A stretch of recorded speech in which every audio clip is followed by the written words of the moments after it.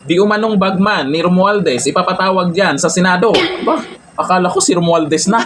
Baka isusunod na rin siya. Kaso nga lang, si Saldico ayaw imbitahan, di ba? Si Romualdez pa kaya. Pero kahit papano, nandyan po si Senador Marcoleta. Kaya yung mga galawan nila, hindi uubra. O eto sa balita, umanong bagman ni Romualdez pinadadalo sa Senado. Pinatawag ng Senate Blue Ribbon Committee ang umano'y bagman ni dating House Speaker Martin Romualdez na si Sofonias or Ponyong Gabundada, kasalukuyang Deputy Secretary General ng Kamara, para sa susunod na pagdinig kaugnay ng flood control anomalies. Ayon kay Senator Bato de la Rosa, ang impormasyon sa Gabunada ang umano'y nagsisilbing bagman. Ang pagdinig ay bahagi ng tumitinding investigasyon kung saan una nang lumutang ang testimonya ni Orly Gotesa na nagbunyag ng regular na paghahatid ng maletang puno ng pera, sana all talaga, sa mga tira ni Nako at Romualdez. Pero itinanggi ni Romualdez yan, hindi daw siya magnanakaw.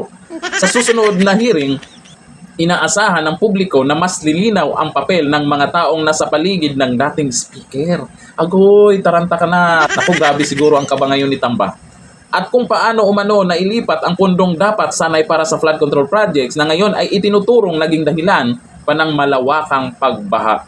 Pero itinanggi po yan ni dating Speaker Martin Romualdez. Ang sabi niya, kahit kailan daw, hindi ako nagnakaw ng pondo ng bayan. Hindi ko kailangan ang perang galing sa masama. Naniniwala ba kayo sa sinasabi niya? Sabi din nila, di nga.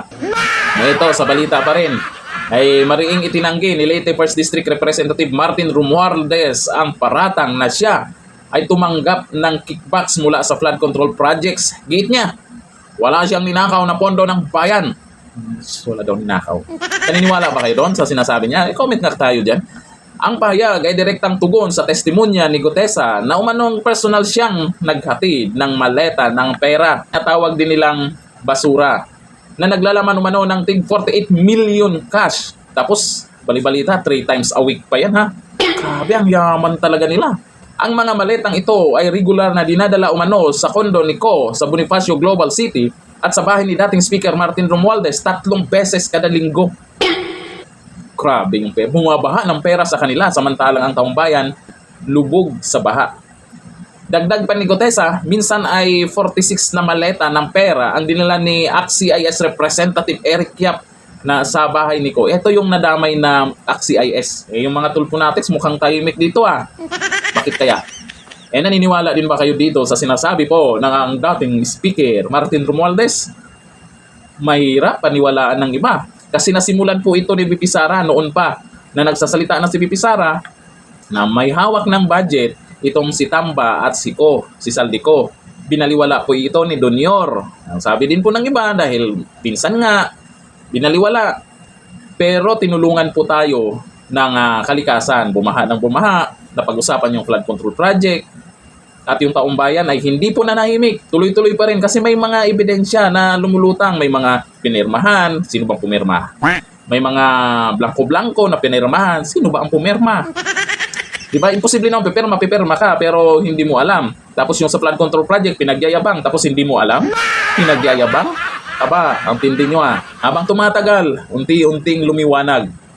Sana tuloy-tuloy na to ha. Ito ang sabi po ng mga netizens tungkol po dyan sa pinagyayaw-yaw ni Tamba na hindi daw siya nagnakaw ng pera ng taong bayan. Naniniwala ba kayo dyan? Ito ang sabi po ng netizens. Sabi ni Asosyo Ante, kinarma ka na. Hindi mo na nga matutupad ang pangarap mong maging pangulo. Yan pa ang legacy iiwan mo sa mga anak mo na ang ama nila ay magnanakaw ng kaban ng bayan sa mata at isipan ng mga Pilipino. Nako, tagam talaga. Sabi ni Bernard Boy Dagpin, tandaan ang lahat na magnanakaw ay sinungaling din. Kahit mahuli mo man yan sa akto, gagawa pa rin yan ng palusot. Totoo kaya pag may ganyan ba talaga yung mga magnanakaw, sinungaling din ba? Sabi ni Jasper Legaspi, ang kapatid ng sinungaling ay magnanakaw. Wala na mga amin sa harap ng taong bayan na siya ay magnanakaw. Correct. Sino ba naman yung basta na lang aamin tapos ang pinag-usapan, bilyon-bilyon? Pag umamin, ay nako, matik agad yan. Sabi ni Hansi Kisonkis, kwento mo sa pagong, baka maniwala pa sa'yo. Naku, nadamay na naman yung pagong sa inyo. Sabi ni Leonida Arceo, then, submit yourself, sir, so that people of the Philippines hear your voice. Oo nga. magkusa siyang mag-attend dyan sa Blue Ribbon hearing para naman marinig ng taong bayan kung ano yung side niya. Magsalita siya kasi ayaw imbitahan eh. Si Saldico ayaw imbitahan.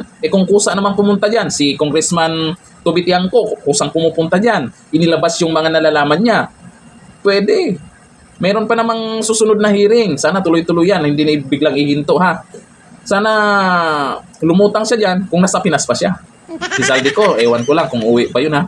Itong si dating speaker Martin Romualdez, ipakita niya yung tapang niya, lumutang siya dyan, magpaliwanag siya kung ano yung totoong nangyari para mapakingganin naman siya kasi yung mga tagapagtanggol niya, parang tahimik na. May mga vlogger na tagapagtanggol niya, mukhang tahimik na, ibang issue na yung pinag-uusapan sa vlog nila. Tsaka isa pa, pinsan po ng Pangulo ito. Tito po ni Sandro Marcos ito. Kung hindi man siya magpaliwanag diyan sa Blue Ribbon Committee kung saan diyan siya kinanta, ay madadamay po yung mga kamag-anak niya na pinsan ni Bongbong Marcos, di ba? Kaya nga yung si Sandro Marcos, imbis na may pagkakataon din sana na maging pangulo din sa darating na panahon, malabo na sa ngayon. Bakit? Dahil dito kay Tamba. Hanggang dito na lang, thank you.